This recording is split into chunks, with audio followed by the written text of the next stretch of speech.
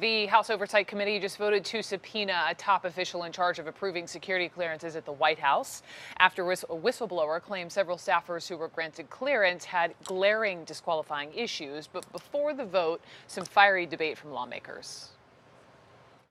This lady was scared. You hear me? She's scared. She's small in stature, and she's already seen what is going on in the White House. She was scared to death, and she was afraid, sadly, of our Republican colleagues.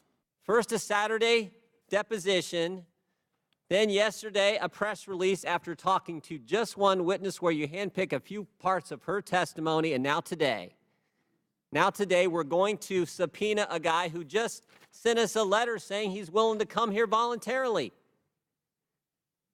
I've been on this committee 10 years. I've never seen anything like this. Oh, please. Never seen anything like this. I haven't. Yeah, you've done it. I haven't. There is an anti-nepotism law in this country that the president has circumvented by having his daughter and son-in-law work in the White House as volunteers.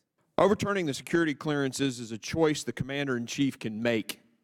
He's the president of the United States. It's not against the law. It's not against policy. There have been no leaks of national security information. It's not like this process has led to classified emails being on an unsecure server. Folks are suggesting that we are conducting foreign relations with folks with security clearances via WhatsApp. I mean, every day that we go on without getting to the bottom of this matter is a day that we are putting hundreds, if not potentially thousands of Americans at risk. I mean, really, what is next? Putting nuclear codes in Instagram DMs? This is ridiculous. We need to get to the bottom of this. And in order to do that, we have to issue subpoenas because people in this administration are not cooperating. CNN senior congressional correspondent Manu Raju is up live for us now, and my goodness, I mean, let's specifically talk about Congresswoman Alexandria Ocasio-Cortez. She's sounding the alarm there, as were others. You talked to her right after that hearing. What did she say to you? Well, she and other Democrats are raising concerns that this White House does not have adequate safeguards in place in the security clearance process, that they've approved people who should not get security clearances, who have access to the nation's foremost secrets and who are later deemed unsuitable to have access to that same information. Those are the allegations that were raised in that private witness testimony with Tricia Newbold, who the Democrats say is a whistleblower from the White House, raising these serious concerns. Now, Ocasio-Cortez tried to make the case that what's next for this White House, perhaps putting nuclear codes on Instagram direct messages. That's something she said in the hearing. And afterwards, I asked her specifically about Jared Kushner and Ivanka Trump and whether or not she believes that they should have their security clearances revoked. Well, you know, I think it depends on the process. Did they go through the full security clearance process? Were there any flags raised? And were there clearances? Did that process get overridden through the proper channels? Republicans are saying this is not even anywhere near as bad as a Hillary Clinton email situation. What's your response? Well, it's like I said in committee. We're getting reports that there's communication happening with Saudi officials via WhatsApp. I mean, like I said in there, what's next? Instagram DMs? Like, this is completely insecure.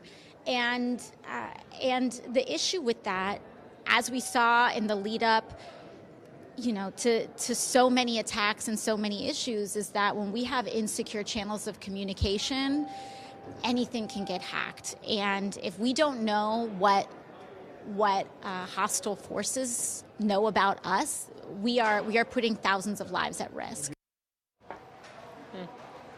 So I asked her if she wants to see Jared Kushner before her committee to ask questions. She kicked that up to the chairman of the committee, Elijah Cummings. Cummings himself has not said that explicitly, but he does want to talk to a range of White House officials who are aware of the security clearance process. They want to know about it, how these problems that they view have being resolved or not being resolved. And as you heard from Republicans earlier, they view this as a reckless attempt by the Democrats to try to smear the White House. They believe that there's really nothing wrong here, that a few cases have been overblown. So not much agreement there. But nevertheless, the Democrats are the ones who have the subpoena power, and they plan to use that.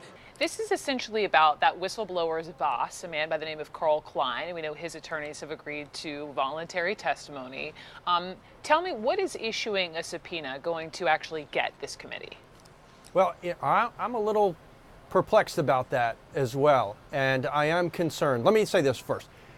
The House Reform and Oversight Committee should absolutely be conducting investigations and hearings into this type of issue. Now, there are separation of powers issues with respect to the constitutional authority of the executive branch to issue clearances, but this is an absolute legitimate issue for this committee to handle with bipartisanship. So I will actually side a little bit with Congressman Jordan to say, why did the committee issue this memo hours after it interviewed one witness? But at the same time, when Congressman Jordan says it should be bipartisan, I say step up to the plate, Congressman and your Republican colleagues. Why are you not joining with the Democrats to investigate whether or not this White House is using politics to override the national security concerns of the United States, which both sides should believe in? When you read this memo from this committee, it details this wide range of reasons why these individuals weren't initially cleared, right? So it includes foreign influence, conflicts of interest concerning personal conduct, financial problems, drug use, and criminal conduct. So if you were Carl Klein or his attorneys, how do you defend their decisions outside of simply saying, hey, it's a choice the commander-in-chief can make? So it's obviously really difficult not knowing the details of each of these Sure. more than 24 cases. Let me just say this. The memos, as I understand it, these adjudicators, regardless if it's in the White House or any agencies, would receive information on what's called the SF-86, as well as in the background investigations, credit reports, although that's an issue in this particular case because apparently the White House stopped looking at credit reports in some cases, which I don't understand that decision at all, except for the wrong reasons. But the adjudicators would look at all of this and identify disqualifying conditions, and based on that, make a recommendation. What we don't know is what were the mitigating conditions. So you gave as an example criminal conduct. Let's say someone had a DUI. That could be disqualifying for obvious reasons with alcoholism. That's a specific guideline in the adjudicative guidelines. What would be mitigating? They went to AA. They've abstained drinking for the last 8 months. Got it.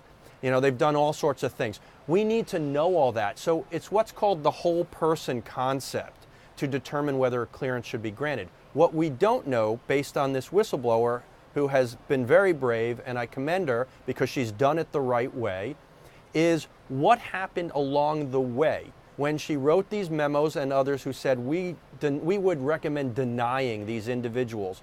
What happened next at Carl Klein's level and elsewhere?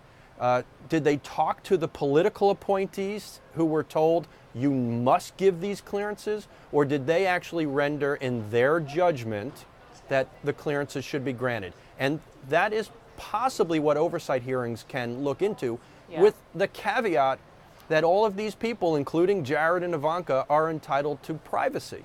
You know, they have privacy protections.